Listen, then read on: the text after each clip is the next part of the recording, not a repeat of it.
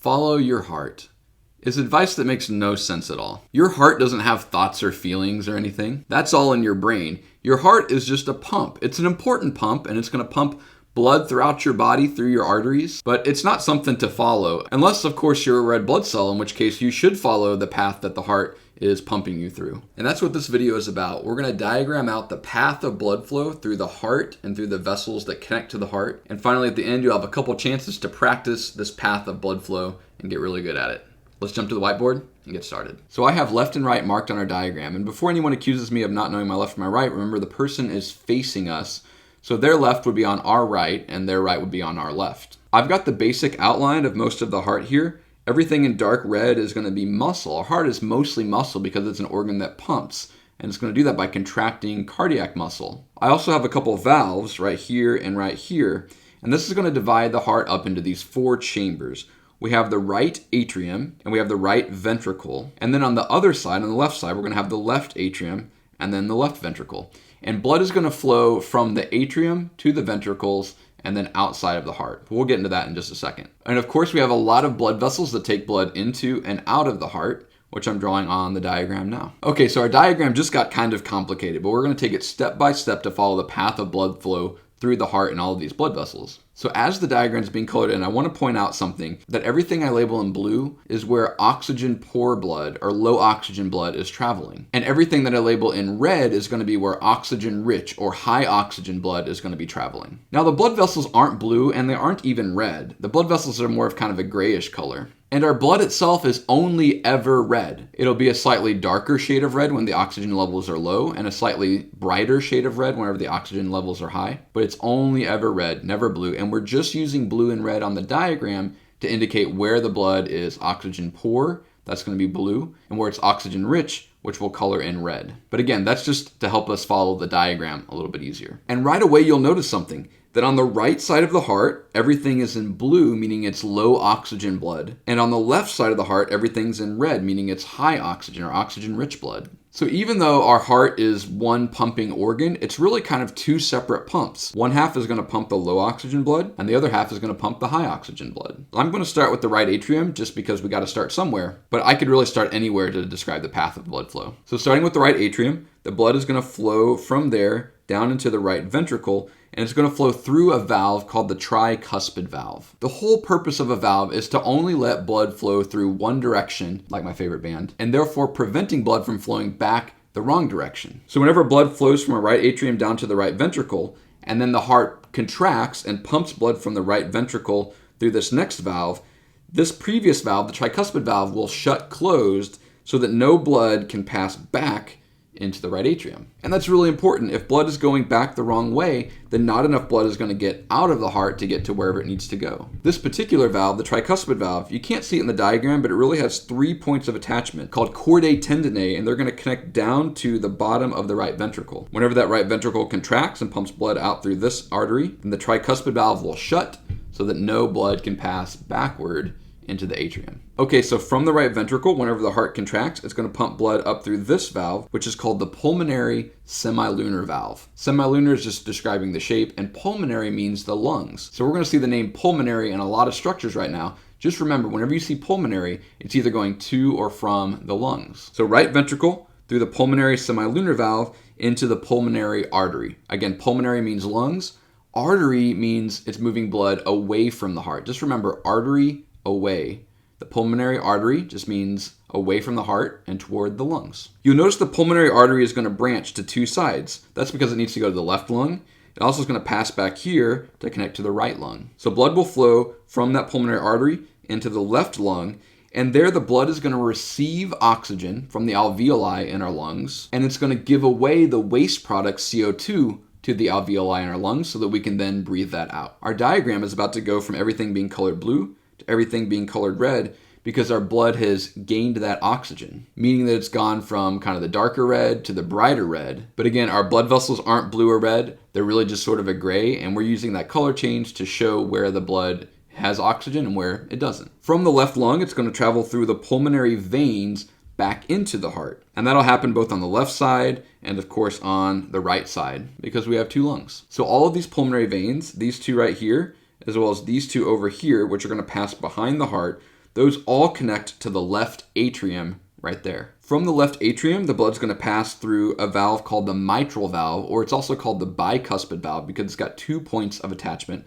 of the chordae tendineae, or the heartstrings. So left atrium through the mitral or bicuspid valve into the left ventricle. Now notice something, the left ventricle has a lot thicker heart muscle around it. Take a look at the thickness of that muscle compared to the thickness of this muscle. That's because the left ventricle has to pump blood throughout the whole body, all the way up to your brain, to your fingers and your arms, all the way down to your toes. It's got to pump blood pretty much everywhere. So it'll have to have thicker, stronger muscle in order to get it throughout the whole body. Whereas the right ventricle, if you remember, that just pumped the blood to the lungs, and the lungs aren't that far away. So it doesn't need to contract as strongly, and so it's got thinner muscle around the right ventricle. So the left ventricle is going to pump its blood through a valve we can't see right there, but it's behind that blood vessel, called the aortic semilunar valve. Again, semilunar is just describing its shape, and aortic because it's going to pass through our biggest artery called the aorta. The aorta is going to go up and over in what we call the aortic arch, and then it's going to go down behind the heart through what we call the descending aorta. The aorta, like I said, is the biggest blood vessel in our body, and all of the blood that comes out of the heart is going to pass through that, except for the blood going through the coronary arteries. Now, I don't have the coronary arteries labeled on our diagram, but here's another image of the coronary arteries.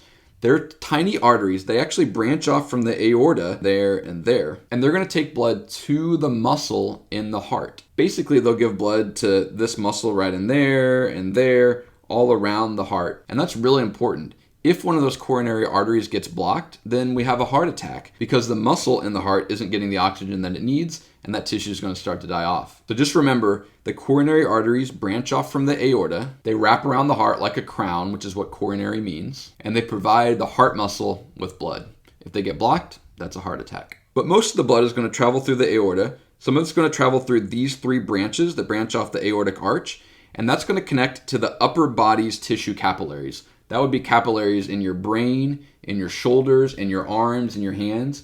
Everything basically above the heart, those 3 branches are going to take blood to all those different parts. So in those tissue capillaries, the blood is going to give its oxygen to all of the cells there. They all need to undergo cellular respiration to produce usable energy in the form of ATP, and they need oxygen to do that. But they've also produced CO2 as waste. So the red blood cells are going to grab that CO2 so that they can bring the CO2 back to the lungs so that we can breathe it out. Now from those tissue capillaries, all of the blood is going to return to the heart through this large vein called the superior vena cava. Now while that's happening, blood is also flowing through the descending aorta to all of our lower body. That's going to include like our legs and our torso and everything. Again, the red blood cells are going to be delivering their oxygen and gathering CO2, and that blood is going to return to the heart through the inferior vena cava. Now, a quick note about the heart here. It's really only the arteries that the heart pumps the blood through. Blood gets returned to the heart through these veins, but the veins are just going to use smooth muscle that's on the outside of the veins, as well as gravity for the superior veins, to bring blood back to the heart. So the heart pumps blood away from itself,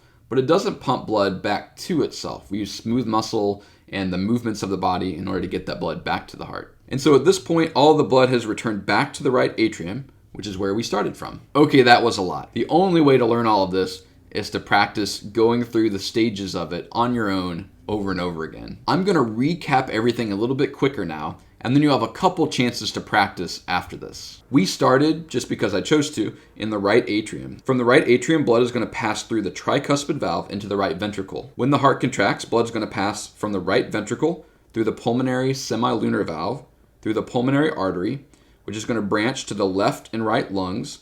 The blood's going to receive oxygen and give off its CO2, and then the blood will return to the heart newly oxygenated through the pulmonary veins. Pulmonary veins from both sides connect to the left atrium. From the left atrium, the blood's going to travel through the mitral or bicuspid valve into the left ventricle. The left ventricle is going to pump the blood through the aortic semilunar valve. That blood's going to travel up through the aorta. It's going to connect to the coronary arteries to supply the heart muscle with blood. But most of the blood's going to travel up through the aortic arch, either through these 3 branches, which connect to the upper body capillaries, or down through the descending aorta, which is going to connect to the lower body tissue capillaries. In those tissue capillaries, the blood is going to give off its oxygen and take carbon dioxide and travel back to the right atrium either through the superior vena cava or through the inferior vena cava.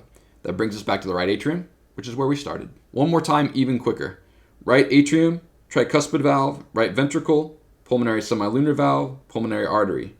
The lungs, pulmonary veins, left atrium, mitral or bicuspid valve, left ventricle, aortic semilunar valve, aorta, aortic arch, upper body, through the descending aorta to the lower body, and then back through the inferior and superior vena cavas to the right atrium. All right, before we go, I want to give you a couple more chances to practice. Take a moment, pause the video, starting with the right atrium. See if you can name all of the chambers, valves, and blood vessels that the blood passes through in the correct order. All right, finally, for an added challenge, see if you can do the same thing now with the diagram not labeled. And if you get to the point where you can do that on your own, then you know this stuff pretty darn well.